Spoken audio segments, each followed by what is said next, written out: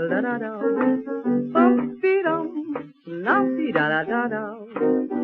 farmer's wife sent their daughter to town. Thanks as well for your presentation yesterday. It was wonderful to see those, that artwork from the Disney archives. So good. Big. It was wonderful. Yeah, I like seeing it big too. I was wow. Oh yeah, and yeah, it was incredible. And we're all really buzzed that there's going to be a Mickey Mouse episode set in Amsterdam. We're working on it. Yeah. Yeah, and I was wondering, because how are you finding Amsterdam? It's great. Yeah. Yeah, it's super cute. Everyone jokes that Europe is America's Disneyland, but it is rad. It's like there's so much history and culture at every turn. Strolling down the street in America, it's often just dirty, new, junky, whatever. But it's awesome to just step out your doorstep and walk down the streets, and there's artwork on every doorknob and lamppost, and just great history and design and. There are, of course, seedy areas of Amsterdam. Sure. Yeah, which of course brings the irresistible question. I mean, I guess there are places in Amsterdam Mickey's not going to be able to go to, right? I know, he can probably get really smoked out and head down to the red light district, right? There's Minnie in the window with her little skimpy things on. And then Donald beats him to the punch and he cuts him off at the pass. Yeah, why not? Why not? Yeah, that's probably going to be fine. I'll pitch it. I think it'll go over. Yeah, why not? When you think of Mickey in Amsterdam, it's irresistible, isn't it? Uh-huh. Yeah. I don't know. I'm probably going to have to end up more with some windmill-themed thing. Yeah, I suppose so, yeah. Yeah, I noticed in the one set in Paris, there was a little Moulin Rouge reference. Yeah. But I was wondering, it's interesting that to modernize Mickey, you went back to the 1930s. That's very. I love cartoons from that era. I really like Betty Boop and all the Fleischer cartoons. And I'm a big fan. And so much weird, surreal things happening in those days that are really fun. Yeah, it seems like those animators were having a great time.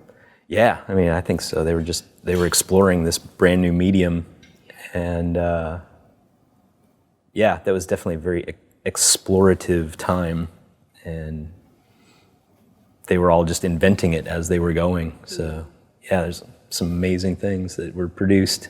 Yeah. You like Betty Boop too, then? Sure. Yeah, all kinds of weird Fleischer cartoons. Popeyes and. Yeah. I guess maybe in some ways, though, it might be harder to modernize Betty Boop than it would be to modernize Mickey Mouse, maybe. I wonder. That's a good question. I don't know. I mean, she was kind of a spunky modern woman at that time. She probably could probably still translate without too much change. Yeah. I would love to see Betty Boop again. Yeah, I know there's a lot of people that would love to do that. Yeah, it would be so great. But how was it to, modernize Mickey Mouse and develop it for new platforms, like tablets and phones and the internet and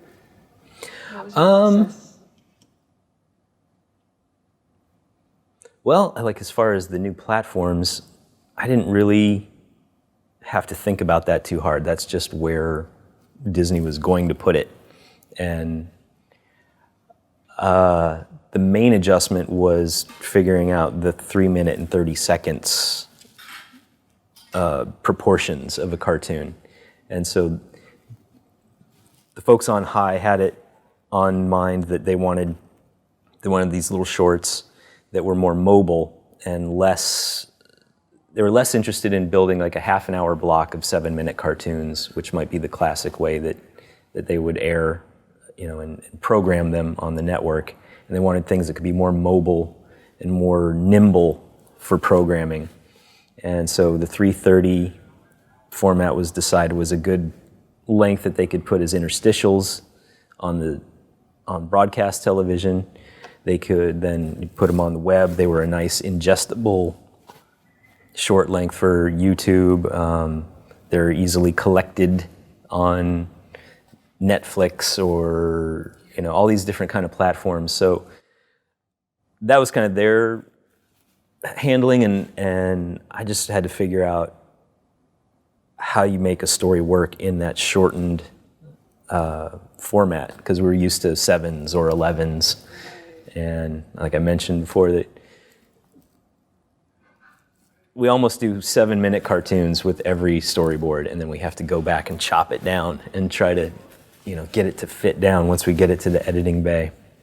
We end up losing half the jokes. But I think it's interesting that they are nimble enough to go on all these different platforms, because to the original want from the corporation, you know, can he be contemporary? Can these things be relevant today, or will it just be old-timey cartoons? The format itself is what makes it relevant. Makes it contemporary. The material makes it relevant because it's funny and it's jokes, and kids like to see funny shapes happen, and it's not dating itself with referential humor. So it will always be relevant, I think, to audiences. There's nothing more relevant than Tom and Jerry. You know, it works forever, all over the world. Everyone understands that cat eats mouse, mouse doesn't want to be eaten. So you understand the story, and then you go from there. Well, I think people could well be watching these, because you know, the 30s cartoons, people are still watching these. And that's what, how many years? 80 years? Yeah. I think people will still be watching these cartoons in 80 years. Yeah. I think so. I saw a group of 4 and 5-year-olds watching the Clock Cleaners, that Mickey Mouse episode where they're busy cleaning a clock. Yeah. And you might get an executive type person go, oh, kids don't understand manual labor. What do they know about clockwork? They'll never they won't be able to connect with that. Yeah. And no, 4-year-olds laugh because Donald gets caught in a clock spring and he gets twisted into a spring shape, and then he pops out and then he does a little funny clock dance, and kids laugh. So exactly, even the black and white stuff, kids love that, the bouncing and the eyes and the things morphing, and they love it. Yeah. They love it. Yeah. Yeah. And how do you feel about Mickey Mouse? You know, because you're sort of like his custodian in a way. Like, you know, do you feel parental about him, or? Parental. Yeah, that's a bit. Yeah, I don't know. Yeah, I was just curious how you feel about Mickey. You know, having worked with him now, and. Oh, there's a bit of an honor that to be able to play with these characters and be given the reins to not be precious, and you know, really thought they would keep him locked in a box and you can't touch these. But they let you. But they let me, and yeah, it's I don't feel parental, but I feel like there is a buddy I hadn't seen in a long time, and now we can go out and play again. So it's fun to go. You know, come on, the door's unlocked. Come on, let's go, come on. Go. Yeah, let's do it. Wow. Yeah, that's great.